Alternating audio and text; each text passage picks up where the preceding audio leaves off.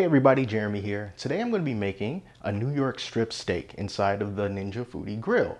But because this is a new product and I want to try something different, I'm going to deviate from my usual scheme of lime juice, salt, and pepper for the steaks. Instead, I'm going to be making a steak marinade, and I'm going to let the steak marinate in that for a few hours in the fridge.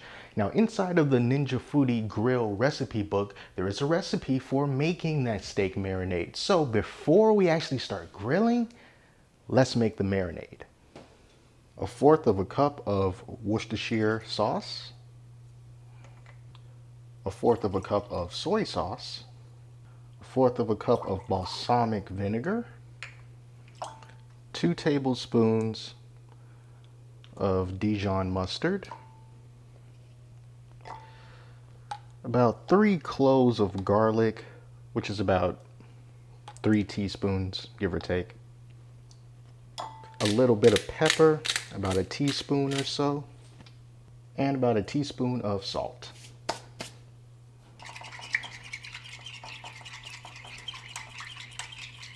I put the marinade inside of this freezer bag, and now I'm going to grab one of these steaks and put it over in here, seal it up.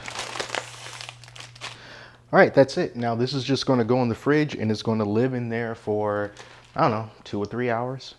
So I got the steak out of the refrigerator. It was in there for about 4 hours, and it's just on the counter coming up to room temperature before I grill it. But I wanted to take a moment, if you will indulge me, because I wanted to talk about getting the temperature that you want the meat to be at when you're using the regular Ninja Foodi Grill. Now, the more expensive version comes with that integrated thermometer probe that you plug into the front of the unit, and then once you put it into the meat, it will automatically turn the Foodi off once it reaches the specified internal temperature that you want it to be at. Now that's going to cost you an extra $100. Now you're also going to get some accessories for that, but to be quite honest, Ninja does sort of overcharge for the little accessories that they have.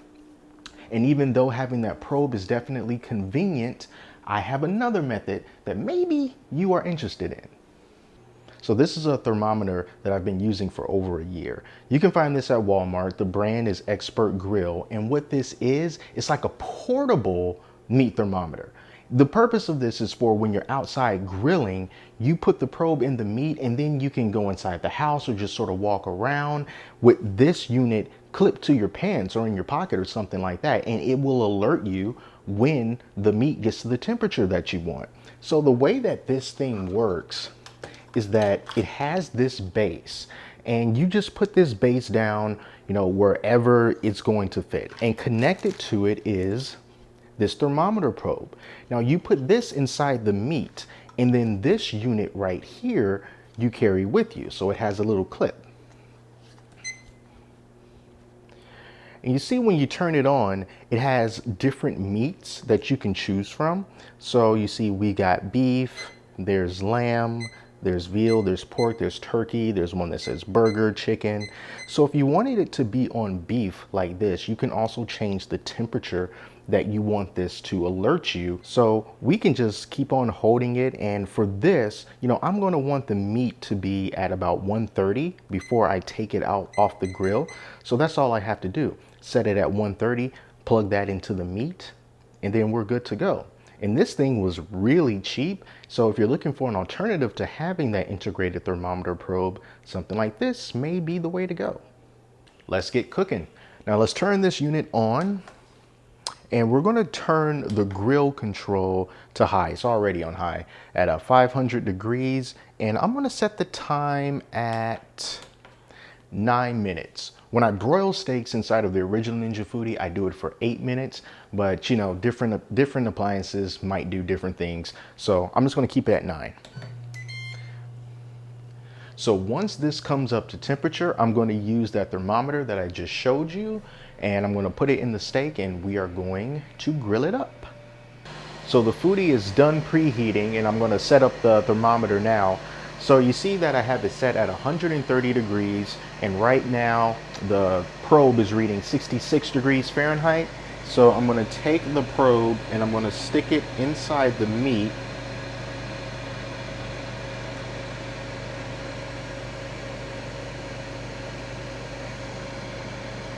All right, now you see now it's like 64, you know, because it's pretty cold. So now open up the grill and I'm gonna put the meat in the grill with the probe still on it, you know.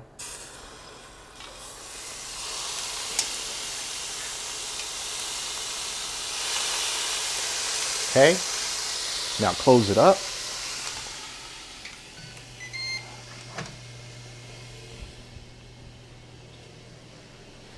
And we are going to check on it in about 4 minutes or so. Just so you know, we have 7 minutes and 25 seconds left. And as you can see right here, the internal meat temperature is at 72 degrees. I think when it started off, it was like around 63 or so. So it is steadily climbing. All right, come back when it's time to flip them. Now we are coming up to 4 minutes, and as you can see, the temperature is 102 degrees. And we are going to flip this steak over. All right, so here we go. And don't worry, once we're done, I'm gonna show you all the fancy grill marks and everything, but we are at 108 degrees right now, so should not be long. We've got just about 1 minute to go, and the thermometer is reading 129 degrees, and now we are at 131, and that's what happens when it's done. So let's stop that. Let's take this out.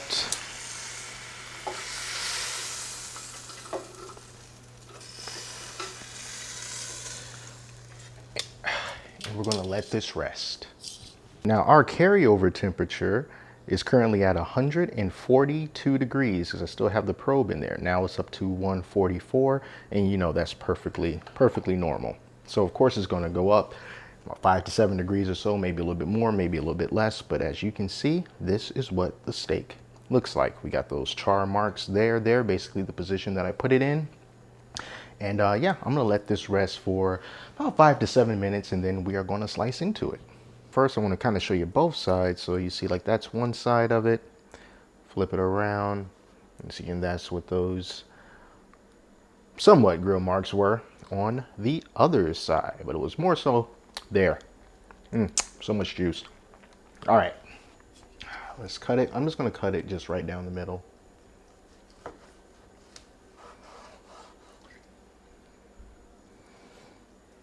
All right. That's right down the middle. And yeah, let's just start lobbing off pieces and give this a taste with that marinade. It's certainly a different taste than what I'm used to. Let's go for another one. It's good. It's good, albeit it's different. You can definitely taste that balsamic vinegar. That definitely does come through, as well as like the soy sauce.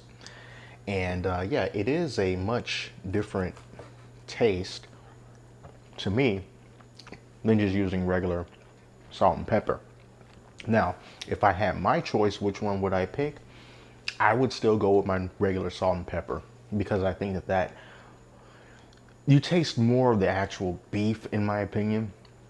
You let the meat be the star. And with this one, of course you can still taste the beef, but everything else that the marinade was comprised of, you also get that too. So I just kind of want the meat to be the star, but it is pretty good. And you saw how the thermometer works. And yeah, that's your result. So yeah, that was the obligatory steak cooking video in the Ninja Foodi Grill. Was there a lot of smoke? No. The most smoke that I saw is when I first put it on the grill and the smoke came up. But yeah, it's really not a problem at all. So that's it. Thank you all so much for watching. Until next time, I'm Jeremy. I'll talk to you later.